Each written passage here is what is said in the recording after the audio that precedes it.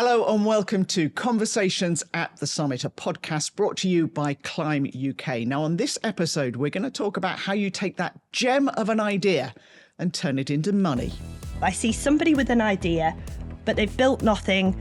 They've done nothing to prove whether it'll work. Even if they raised $1 million, there's absolutely no evidence that anyone would use this product other than their personal belief that it would. So I like it when companies have gone out and they've created a wait list, or they've proven that the demand is there. If you can do that, most investors will have some level of interest in getting on a call.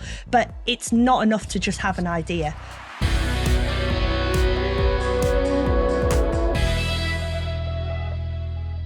Well, joining us is a woman who went on exactly that journey, Hazel Savage, co-founder of Musiio, that you then sold on, didn't you, to one of your biggest customers, Soundcloud. And joining us, as ever, my regular sidekick, Gordon Bateman, the man behind Climb UK. Hazel, before we talk about Musiio, Soundcloud and all the rest of it, let's take you back to the beginning. It was very much music, wasn't it, which was the love of your life? Oh, yeah, absolutely. And I wondered how far back we were going to go. But yeah, I think we only need to go back to about the age 12 when, for my 13th birthday upcoming, I asked if I could have a guitar for my birthday, because my dad had a guitar, but it wasn't really very playable. And me and my brother, who's a year older, he had this idea. He was like, we should get guitars. And then once that seed was planted, I just could not let it go. And so I asked my dad, can I have a guitar for my 13th birthday? He took me to a local music shop. I got to try a bunch of different guitars, and I got a guitar. I still have that guitar to this day. It's my one sentimental thing I would say from the house after the cat and husband. And yeah, I like the fact the cat came before the husband, by the way. Oh, they know. And there's a pecking order in our house. And Tiffy, the cat, she's right at the very top. And so, yeah, I've been playing guitar since I was 13. It took me quite a while to learn. I wasn't maybe such a natural to begin with. But yeah, the first dream was to be a rock star, to be a famous rock star. So I've actually also started introducing myself as a failed rock star, as a new part of my bio that I'm trying out. It's landing quite well. And you went on to work in music shops, didn't you? Which sort of led you to where you ended up. Yeah, I mean, the sort of the journey itself was my very first job, well, after the paper round and such, was I used to work weekends at HMV, the record store in my hometown of Darlington. And then when I finished uni, I got HMV to transfer me to a London store full time. And of course, I was playing in the band at the time as well. So I was in an all-girl punk band in London. And that was very much the drive. And as I was kind of putting the CV together, I was like, I'm so busy. I do so much. Why have I got so little to write about? And I realized I was writing about the wrong things on my CV, because I was playing in a band. I was flyering for friends' bands. I was promoting at nightclubs. I was working in a record store. I was recording albums with, famous legends in the industry. I had this amazing experience at about 19, 20. But I didn't, at the time, I wasn't thinking, oh, that's what you put on a CV. I was thinking it should say internship and, Duke of Edinburgh Award or all these other things I'd never done. So I kind of just realized, I kind of already am quite deep into music. And if I put all this stuff together, if I collab it together, I've actually got something here that's approaching an early stage career. So that's kind of where I started. And from there, I got my first what I think of as my first sort of proper job, AKA not in retail, was when I got interviewed and got the job at Shazam. Little known startup called Shazam at the time, 2006, pre-iPhone. And again, the reason I got that was because I had this CV where I'd really only had one job, HMV, to speak of. And although I'd been there for and a bit years, but my boss, Alan, that hired me said that, because I'd written some of the artists that I'd recorded with and some of the artists I'd played with. And I'd actually, in a previous band, recorded a full album's worth of material with Kim Fowley, who discovered the Runaways, Joan Jett and the Runaways. And I'd put this on my CV, and he'd written for Motley Crue and all these other ones. And my boss, Alan, who was just a massive rocker, saw that and was like, oh, get her in. She'll be great. So, sometimes you have the experience you don't even know about. And where did the idea that seed, and I was intrigued by the seed of the guitar with you. I wonder if there is these things that ping into your mind and you won't let go. Yeah. Where did the seed for your own business come from? I am a relentless character. I think that comes from my dad. Like, we are a family of people who refuse to quit, even in the face of overwhelming evidence that maybe this is not the right thing to do. Relentless is the word. You know, we stick at things. So you are still a rock star. Forget the failed bit. Exactly. Well, there is a part of me that thinks, well, you're never too old, really, are you? Could have some sort of C6 Steve, you know, late in life career change. So you never know. You know, I might be a rock star yet. I definitely believe that. And but the seed of the idea for the company came in the same way, which, you know, I had this fantastic career. I'd been working for about 12 years in kind of music marketing. After HMV and Shazam, I then worked at Universal Music, Pandora, Internet Radio, BandLab Technologies. And really the company idea for Musiio came out of the entire work experience that I'd had, which was when I was very first at the record store, shut the shutters on a Sunday night, ready for, you know, stop, take, tidy up, put the new music out. Because when you open the shutters at 9 a.m. on a Monday morning, those CDs that are now for sale, that's new music. And that's all of it. That's what you get pretty much in the Western Hemisphere. So, you know, and on an average week, we'd be putting out 5 or 6 CD singles. So few, in fact, that we would play them all whilst we were tidying the shop, so we could listen to everything, and we'd go, all right, we've listened to those 5 songs now. That's what's out next week. Interesting. In case anyone asks us in the shop, we'll be able to tell them what it's like. And, you know, that is such a manageable and specific process. And then I remember back in 2018 when I was starting Musiio, I think Spotify had put out a press release maybe in 2017 or 2018 saying they had 30,000 songs a day uploaded to their streaming service. And I was like, whoa, hang on. So again, a seed. How do you go from 5 a week to 30,000 a day and what, nothing changes? How do we find anything? How do we discover anything? How does anyone build a playlist? How do we ever discover what we have? And then it was really just digging in on that idea. If there's now more music coming out every single day than used to come out in a whole year, how? How does that work? And what are the processes? It's great for the artists. It's great that people are able to release as much music as they want. But how does the tech support that? So that was just the very start of the company, of the idea. And then what? And then we turned it into something people would pay money for, which is, you know, a quintessential part of business. It wasn't that easy, though, was it? I mean, it's great to have the idea, but yeah. I mean, how did you make it work? Because you're a music person, you're not a tech person. Yeah. How did you get the money? How did you find your co-founder? I actually joined a startup incubator in Singapore. So I was living in Singapore because I'd just finished working for BandLab Technologies as their head of marketing. And I was invited to join a startup incubator called Entrepreneur First, which is actually a UK-based incubator, but they had a branch in Singapore. And the idea is you join as a solo founder and you pair up with somebody on the program.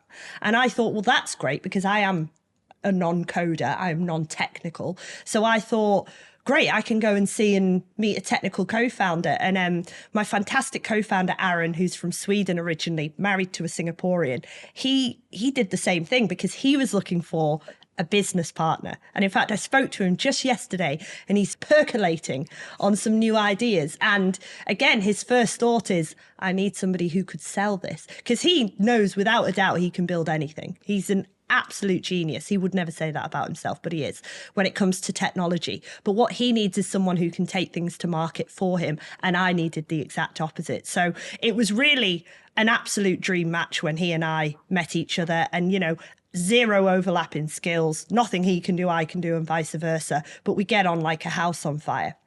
And we just started working together on the program at Entrepreneur First. And so that's how we met. And then, of course, yeah, it's how do you condense those 4 years into a short story? But started working together. I asked if he thought he could build an AI that could listen to music. You know, if there's 30,000 songs a day, could an AI do that? And he thought he probably could, or he was very willing to give it a go. And so we started experimenting with the technology. And then whilst he was doing that, I started experimenting with talking to the industry about, would they like this? Would they pay for it? How would it help them? What were their biggest challenges? And then grew it from there. I was going to stop you and say, for some of our listeners, we talk about not using jargon. CDs might seem as jargon to some of the people who listen to this. Compact disc. But I think one of the things that's really interesting, you talked about that, having that co-founder, that yin and yang of having somebody there. I think often we see too many founders of businesses think they have to do everything. But it's difficult, isn't it? How do you... there really is no... sort of one formula that works. I've met and invested in fantastic solo founders. I've met and invested in great co-founders. As long as that relationship is solid, because, as we know, and for anyone who's read the stats, one of the number one reasons startups fail is co-founder fallout. So, and it's a serious relationship. You've really got to get on. I suppose Entrepreneur First, the incubator I did, do have a working theory that 2 is the optimum number. Yeah. And they do that based on the statistics they have from people joining their program, successfully going on to raise money. That doesn't, but of course, they're just playing the odds. Yeah. It works more times than it doesn't. But of course, there is your odd Mark Zuckerberg out there who's, just on his own. And then there is the old Hula who were doing great in Singapore with 4 of them. So yeah, I would, for anyone out there who is building a company, I think you go with your own instinct on number of co-founders for sure. But it starts at a young age with you, and it comes out all the time, an incredible self-awareness. You know what your strengths, even from a young age. So that, I guess, allows you to be able to identify where the gaps are. And then where to backfill them. Yeah, well, they do have this other sort of working theory at Entrepreneur First, and this I do agree with, which is when you join the program as an individual, you get assigned one of 3 profiles, and so which is quite fun. And so mine is domain, which is because I'm a domain expert. So what I supposedly don't know about the music industry may not be worth knowing. If you took 1,000 random people off the street in Leeds, I would have a better shot at building a music tech company than any of the other 1,000 people. I've got a distinct advantage because of my work history. So domain expertise. So, and we made up about 30% of the cohort, not that many of us. And then my co-founder, Aaron, was what they called a technical expert. What he doesn't know about AI and deep tech and coding, again, is probably not worth knowing. And what they say is, and then the third is a product catalyst person, someone who's probably a little bit of a hybrid of both, can code, maybe doesn't have specific industry expertise, but can do lots of things and really drive a company forward. And what they say is they like domains and technicals to work together. They like product and technicals to work together. They like technicals and technicals to work together. It's a sort of a matrix. What they don't ever allow is 2 domain experts to work together, because what you end up with is a whole lot of chat and a whole load of nothing, because there's no one to build anything. Uh-huh. And I think that's so true. And, so for me specifically, if and when I ever start another company, either I will have to look for that in a co-founder again, somebody who is the builder, who is the technical, who wants to be sort of deep in the weeds building things, or I'll have to build a team around me who I'm confident can do that. So that's kind of one way to look at it. So you've got your idea. Yeah. You're talking to the business and they go, yeah, I'm quite interested in this. This could work. Yeah. You've got your man building it. Money. Yes. That was a new one for you. You've never gone out and done that. How did you find that journey of getting investors, getting the, as you say, the right people around you? And did you? Great question. And I think another one of the main reasons I joined the incubator was because at that point, and I think I was 36 when I joined, I'd never met an investor, which feels wild to me now because I can't move for investors. That's how I feel at the minute.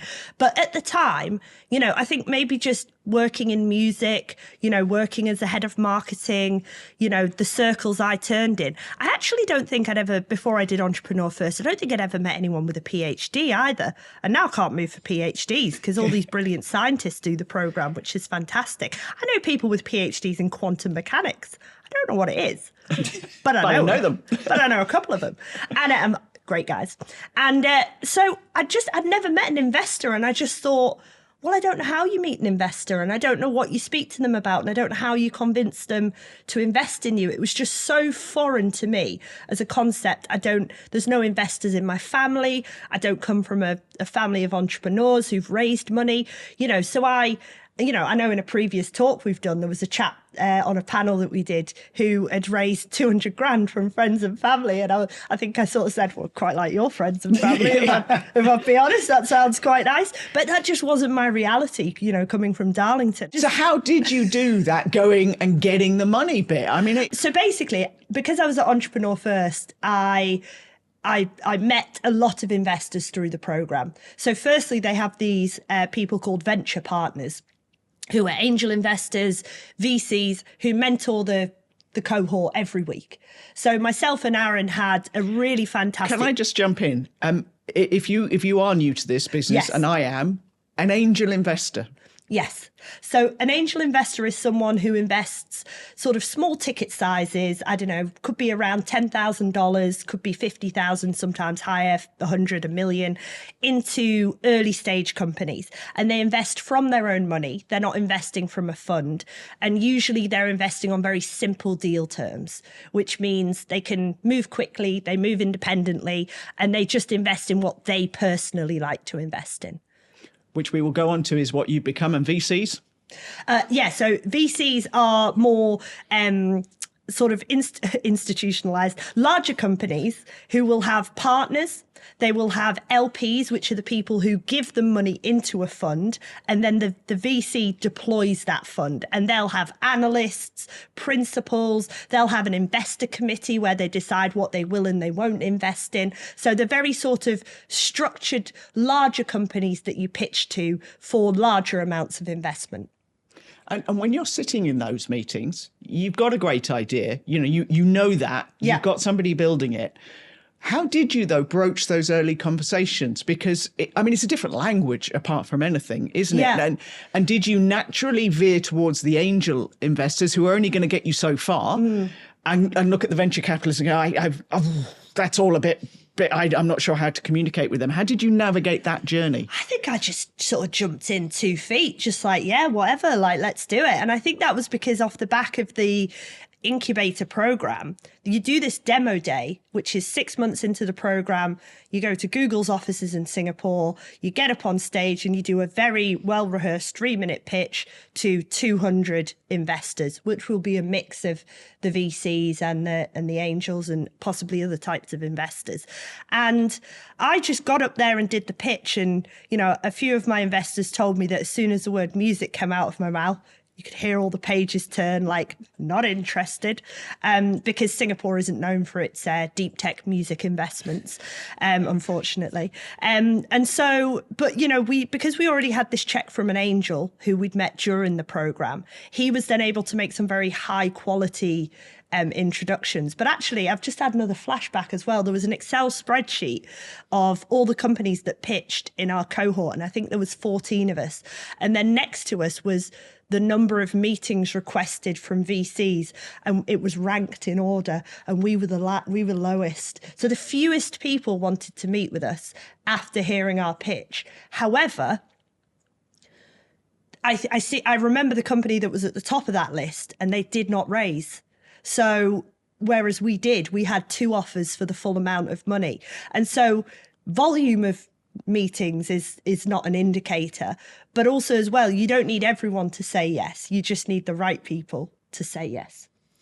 I think it's really interesting. If we can just go back a little bit, you talk about being part of an incubator, but there's a lot of noise out there right now, isn't there? So there's every man and his dog and woman and dog and cat have set up an incubator. And when you were looking at where you ended up, did you look at other incubators, or was that the first one? And, you in the new roles that you're doing now, you must see a lot of these things. How does someone navigate it? Well, yesterday I just shared a post on LinkedIn because somebody's created a wrap up of pre-seed incubators, and there's about 20 in the list of, like, if you're thinking of, pre-seed's hard to raise because you've got an idea and not much else. Here are the 20 places you should hit up. And EF, Entrepreneur First, was on that list, the one that I did. But there's also a bunch of others, and I've shared it with all my founder friends and my network. And there wasn't that volume in 2018 when I started. Like you say, everyone's in on it now. Everyone's loving it. And there definitely are more. And there are things to watch out for. Like, for example, some will give you money to do the incubator. Entrepreneur First paid me to do the program. That's their concept, which is if you're a good enough talent, you don't work for free. So we'll pay you to do the program. But there are other programs where you have to pay them. And that's a little bit bit scammy. I wouldn't be up for doing it. I wouldn't pay to do a program unless there was, some very sort of compelling reason or something you were getting for that money. And then some of them have no cost at all, no money changing hands either way. Sometimes equity changes hands, i.e. a portion of the business. You might trade a portion of the business to be part of a program. So there's as many formats and incubators now as there is, companies out there. So you really have to just do your research and look into them and see which works.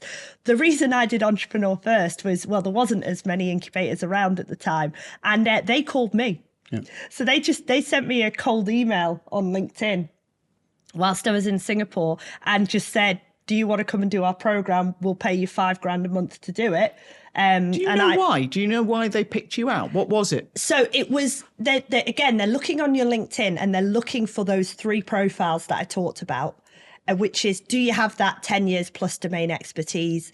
Have you got a computer science degree background / worked at several companies like my co-founder? So they're kind of using LinkedIn's sort of advanced searches to be able to drill down into the right job titles and backgrounds. And then they're just blasting those people out and seeing who's and I game. Suppose the person who's going to reply is somebody who has got a bit of an idea, but exactly. It was just sitting there, but they didn't know what to do with it. And they suddenly go, oh. And I'm a bit of a one with that, because that's how I originally left Shazam and got my job at Universal Music in Australia, because I got a message off a guy called Philip who ran his own recruitment agency. And it just said, have you ever considered working in Australia?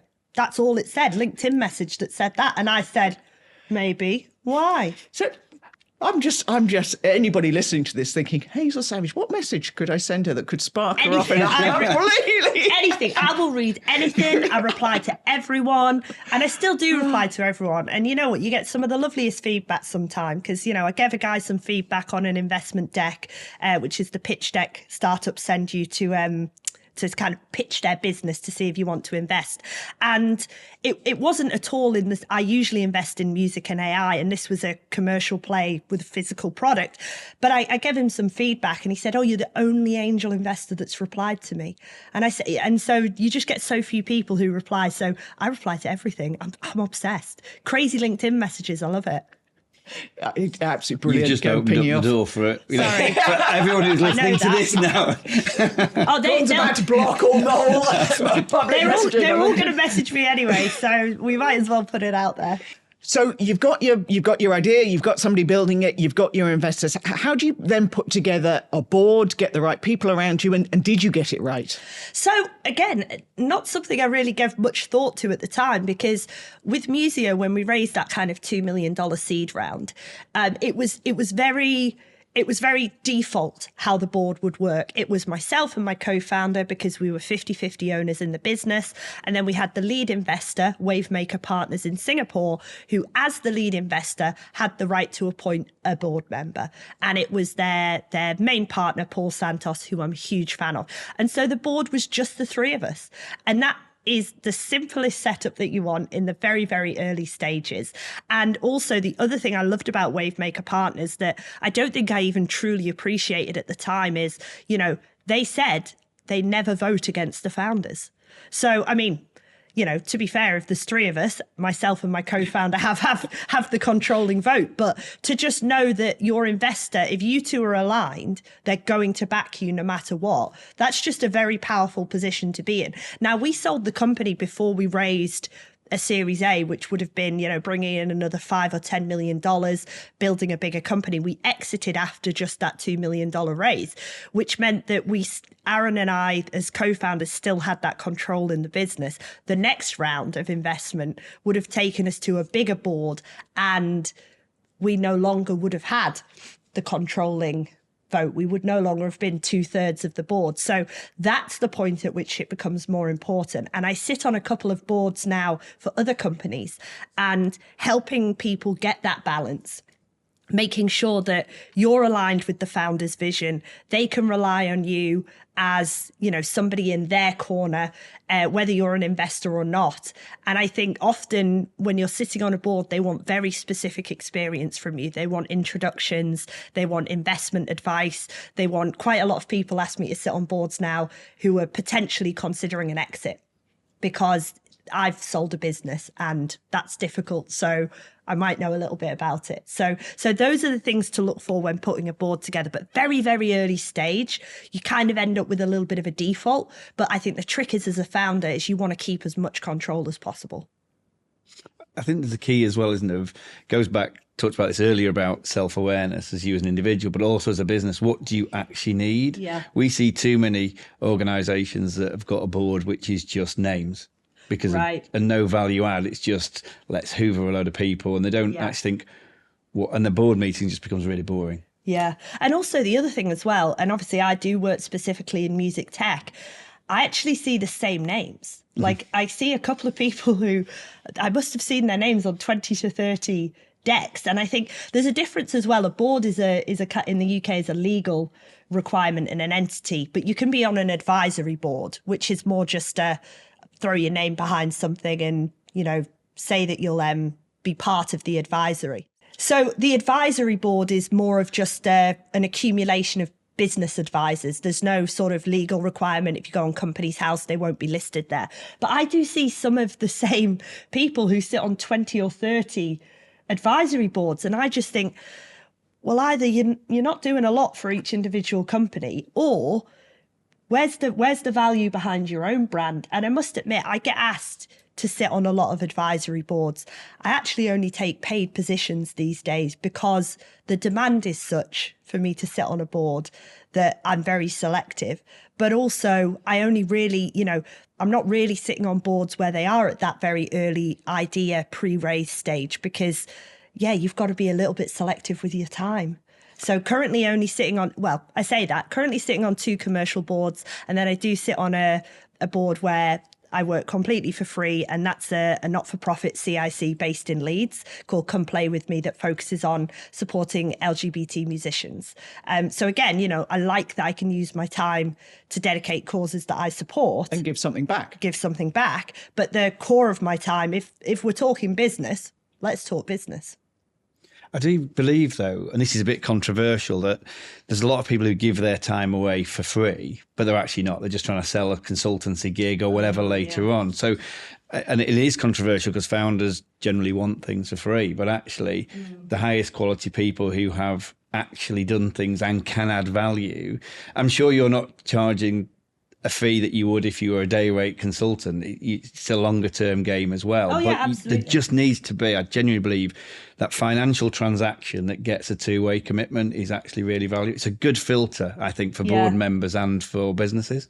Yeah, it's a good filter. And I'm very aware as well that, there's 30 or 40 businesses out there who'd love to stick my face on a slide and say I'm part of the advisory board, because if Hazel Savage says it's a good business, she's built and sold a business in this area, we must be onto something. Yeah. And again, you can't allow your name or brand to be used that way. Some of these businesses may well go on to be successful, and hey, guess what? I'll have missed out. But you can't, I'm not up for making a kind of spread bet like that, because it just reduces the value of what I have to offer. And yeah, so I am a little bit selective about, I'll give anyone feedback, but a little bit selective about the companies I work for. But the other thing as well is, and it's really hard as well, because people have said to me, well, why don't you just charge all of these companies? If they want to do a call with you, just charge them. And I think, no, I don't want to do that, because at the same time, yes, people should pay for my time, but if they're calls that I wouldn't want to do anyway, because I'm not interested in working with them, then I wouldn't charge these people to begin with.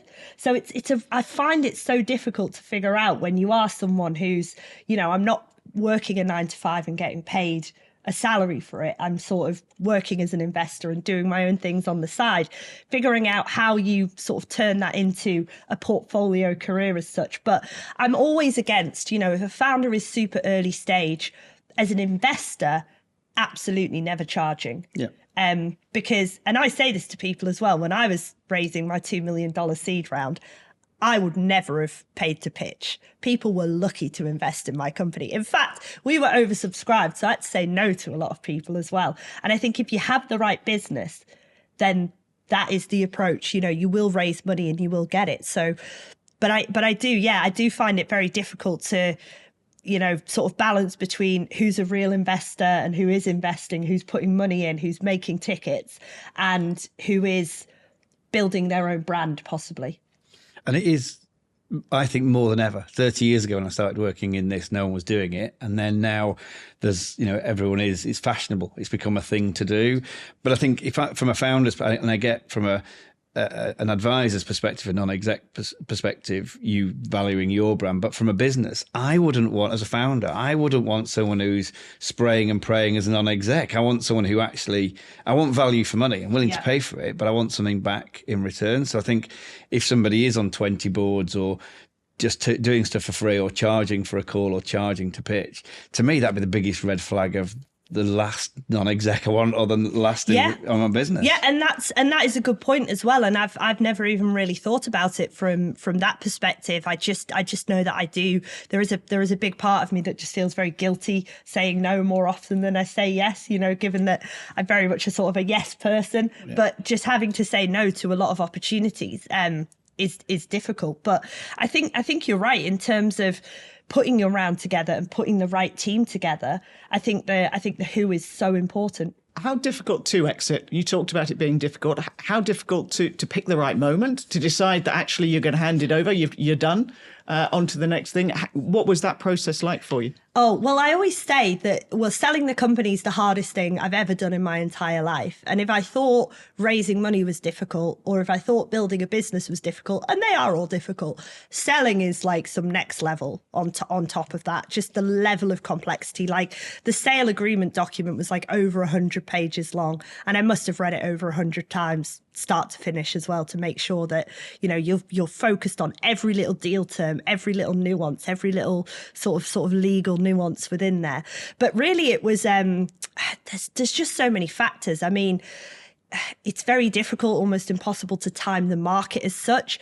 Are you getting a level of interest? Do people, we'd always had a large amount of inbound requests to sell. We'd always had offers, but often the offers in the very early days were kind of a bit more fire saley, like, you know, we'll just give you a little bit of cash, but essentially we want you to just come and work for us. But once we were sort of profitable break even, as in no real need to raise any more money, no real need to sell you our company, we're not going to run out of money if you don't buy us, that put us very much in the driving seat to be able to demand the price. And I think either being profitable break even so you control your own destiny, or being so in demand and maybe having multiple parties bidding, one of these factors that allows you to really drive up that demand for your business. And with us, because we were an AI company, there was probably an element of when does that technology feel the most valuable as well. And every man and his dog and woman and their dog is an AI company now. But in 2022, when we sold, it was sort of 12 months right before the peak of excitement. Was there an emotional piece of selling it? Because this was your thing, you built it. What's the next week or month after selling? What does that feel like? There wasn't an emotional piece to the extent of, and so many people have said this to me, like, how could you sell your company? It's your baby. And I'm like, well, first of all, it's not a baby, and I am child-free by choice. But secondly, it's not a cat. It's not a three-legged beautiful little cat with a smushy face. It's a technology. And so I am in some ways emotionally detached from a business and a technology in a way that you know, I see it very logically as like, it's not my child, it's not a family member, it's a technology. But also as well, I think the whole time you're building something, maybe in music tech, you just know that you're building to exit because it's so common in music tech. Most companies, it's a high acquisition market. A lot of companies get built and sold very quickly. So maybe I always had that in the back of my mind that this was an option. But I think also as well, you know, what you want is for the company to go on and become bigger and become looked after. And, you know, if you're a little standalone tech company like we are, you're always going to be battered by the storms more than if you're in the warm embrace of a rather large company like SoundCloud, who've been around for 16 plus years. So, but I also, as much as I enjoyed doing it and as I enjoyed being a founder, you want the best for the team. The people were the most important to me. It's the whole team getting kept on. But really, you just want it to go on and to build. So I wasn't really emotionally attached to it. But, I was very emotionally put through the ringer in terms of, if I look at photos of myself from that period, clearly not sleeping enough, clearly not eating very well, clearly not looking after myself very well. And, I don't think I've ever told this story live before, but I had to go back to Singapore. I was in England for a wedding and I had to go back to Singapore and stay for a month to close out the sale. And it was in April of 2022. And I actually had sublet my own apartment. So I stayed in a friend's house. And the only thing that they said to me is, you can stay in our house for a month. We're not actually there, but we will need you to look after the tree frog. They had a tree frog called Olive, and I had to feed it live crickets. And one evening, in a kind of a slightly overtired stupor, I filmed the whole process because it was so involved. You had to the live crickets were in the kitchen in one enclosure. You had to use this tube to remove between 1 and 3 crickets to put them in this other enclosure that had Café de Cricket written on it. Then you had to put the glove on, get the frog out of the terrarium. I don't know why I'm going into such detail. Lift the frog out, put the frog in the Café de Cricket, watch it. You had to powder up. You had to put some special powder on the crickets. And the crickets were jumping and really freaking me out and just causing they were pretty rank, I'll be honest, live bugs. And then you had to watch the frog eat. Then you had to put the frog back. Then you had to mist the frog up. Then you had to somehow get the crickets that were uneaten back into the original cricket enclosure. And I filmed the whole thing and I sent it we've got a company WhatsApp. And I was like, here's what I'm doing. And I just sent this massive vlog of frog care. And I think everyone thought, she's finally lost it. She's actually lost it. And I think to an extent I had, because it just kind of drives you to that level of madness. But, it was good times. Still got the videos. Happy days. And then you became an angel investor. Yeah. And then I thought, is frogs for me? No. I think, once I'd sold my company, I was fortunate enough to sell a company. You get a combination of cash and stock, or sometimes just one or the other. And then I was fortunate enough to have some money that I could then use to invest in other music AI companies.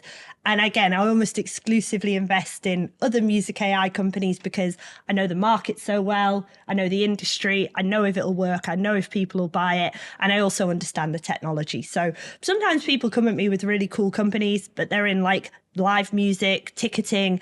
And I just sort of say, I don't really know anything about ticketing. I've never worked for a live music company. So I almost exclusively invest in music AI. But people don't necessarily stick to... No.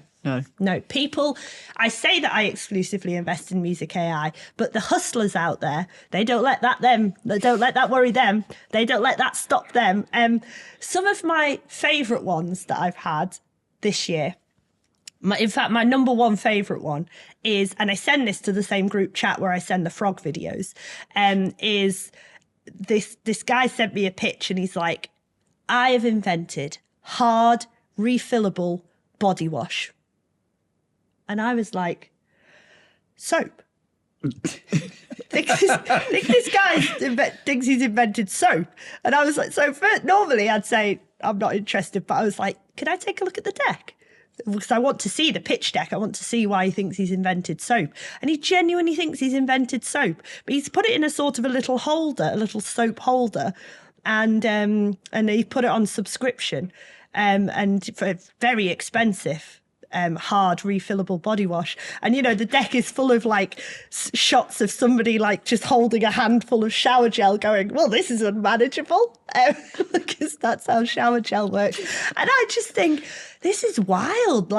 this is an American company, to be fair. And I think, obviously, this guy thinks soap needs disrupting. I personally don't. It's not something I would invest in, but I do get a bit of a kick out of seeing these slightly crazy air ones. And I saw another one recently as well. It's a shower in a sachet. It's a wet wipe. Why do people just create all these massive loads of rubbish rather than just go, it is what it is? Oh, I saw another brilliant one the other day. I had a meeting in town and they had a coffee machine. And you know the way the most popular coffee machines now have those little pods? Well, this one had thought, we need to reinvent the pod. So instead, it's a sachet with a little nozzle on the end. And on the front of the coffee machine, they've written, the only coffee from sachet to cup. And I was like, that's not a thing. It's the only one for a reason. Yeah. And it was one of the worst cups of coffee I've ever had in my life. But I do love a little bit of marketing speak. And even, to this day, me and my husband go, well, it's the only coffee from sachet to cup. As if that makes it a good product. So what are you doing now? Are you going to start up another company? Are you more interested in investing in others? Are you more interested in helping other people invest? So one thing I'm doing at the minute that I'm really excited about is I've started with a bunch of other people, a group called Leeds Angels. So it turns out, which I didn't realise when I moved back to Leeds after selling my company, was there are loads of exited founders in Leeds. There are loads of people who've built and sold very, very valuable companies who are all living in and around Leeds. Obviously not all in the music space. There's a lot of fintech founders. There's a lot of cyber tech founders. And kind of all of us have been acting independently and doing our own thing. And then the very lovely Hugh from GP Bullhound, which is a finance company in Manchester, basically he was trying to get me to join Manchester Angels for about a year and a half. And I was like, I really don't want to just have to drive all the way to Manchester just for a dinner. And I was just like, I can't really be bothered to drive all the way to Manchester to join this group. Plus, I'm not from Manchester, never lived there, don't really identify with it. And it turned out there was a few of us in the same boat. So Hugh invited us all out for breakfast and he was like, you're all founders, you've all built and sold companies. You should all start something in Leeds. And I said, well, that sounds interesting and maybe I'd be up for that. But I was currently still in my old job and I said, I probably won't have the time. But in 2025, I said, I will have the time because I knew that I was exiting Soundcloud at the end of 2024. And so currently we're kind of putting it together. We've got Mark Roberts coming in as the chairman. I'll be acting as the principal. Our advisory board will include Richard Flint, Adam Hildreth and Hugh from GP Bullhound. And it really is a kind of a who's who of who likes to invest in Leeds. And basically all we do is we do a dinner every quarter and we invite people along to come and have dinner with us who do invest, who angel invest. And we get 3 companies to come in and pitch. We actually, I think these are all exclusive announcements. The very first dinner we had, which was at the back end of 2024, we had an angel invest in a company. So a female founder pitched and she got a check from one of our angels. So our first dinner resulted in a raise and our first raise was a female founder. So I'm very, very happy about that. And we're currently sort of working through the results of the second dinner right now. But I think 2 of the 3 companies that pitched have raised money. So it's a really exciting time. And for me, it's about pooling the efforts of other angel investors. I, for one, am excited to expand my remit outside of music AI. I know music AI, that's very easy for me to invest in and to do my own research, but I'm interested at looking at other companies and, looking at the other companies that Mark and Richard might... You're going to end up reinventing soap. Honestly, if hard refillable body wash want to come along and pitch, I don't see how I could say no. Imagine that pitch live. What's that going to be like? Oh, reinventing, yeah, I'm the wet white one. Absolutely. And when you're looking at these, what's we always talk about being on soapboxes, and like no pun intended. No, absolutely. And but what's the kind of bugbear for you of when people are coming to you with these ideas? First we've talked about people knowing what you invest in and not bringing the right stuff. Yeah. But when you're looking at stuff, what annoys you? What annoys angels, do you think? I think the number one thing that annoys me, or that I just really, it's not even a true annoyance, it's more just a like, oh God, this isn't going to work, is just anyone who brings a deck to me with an absolute lack of traction. And as I say, you know, and then a lot of founders sort of throw their hands up and get really stroppy because they go, well, you know, we shouldn't have to have got any revenue. And I say traction isn't always revenue. Of course, don't get me wrong. You know, I saw a deck last year and I thought, nah, I'm sort of interested, not super interested. Oh, you've done 1.1 million in revenue already. Okay, yeah, let's have a little call. That sounds interesting. So of course you're going to catch people's attention with a lot of money coming in, but it's not the only way to prove traction. You know, in fact, I invested in a company called Click, CLIQ, which is female founder, Nicola. It's a second exit already. And she was building an online networking platform for Gen Z. Now, I'm not even the target market, but I was like, I like her. I like the idea. Gen Z are lonely. They don't know how to meet each other. She's smart. And she messaged me and she said something like, you know, we've not even launched yet. And our website's been up a week and I've got 10,000 people waitlisted to use it. And I was like, well, you're onto something then, aren't you? And I invested off the back of that because traction doesn't have to be revenue. Of course, it's nice, but you just have to prove that there is a market for the thing that you're doing. And that's the thing I don't see enough of. I see somebody with an idea, but they've built nothing. They've done nothing to prove whether it'll work, either from a technical perspective or from an audience perspective. And I think what will be the challenge for a lot of these businesses is even if they raised $1 million, there's absolutely no evidence that anyone would use this product other than their personal belief that it would. So I like it when companies have gone out like Nicola and they've created a wait list, or they've proven that the demand is there. If you can do that, most investors will have some level of interest in getting on a call. But it's not enough to just have an idea. Ideas are cheap. Anyone can have an idea. They're not defensible. They're often not unique. I see the same ideas again and again. And most of these companies have raised no money, built nothing, and got nothing in place. So there's nothing to set any of them apart from each other either. So yeah, lack of traction has to be my number one thing. If I can't see that you've proven a way that this is in demand, how am I ever going to believe in it? Do you have the appetite to go again, to found another company? Oh yeah, always. I think when I sold the company on the day that I sold it, I was like, never again. 100% will never do that again. And then within a week, I was like, maybe. So it kind of sneaks back to you as well when it comes to the point where, and I don't mind working for other people. I've worked for other people for years. I know what that job looks like. They tell you what to do. You do it. It's easy. But sometimes I do look at other companies and I think I would have made a better decision. I think I could have done a little better there. So I think that sort of is what comes back around, where you start to think, would I like to start my own thing again? And yeah, so it's always on the radar. And what, from the journey that you've been on, from that gem of an idea that made you the money, what's the one thing that you'll take in to the next one?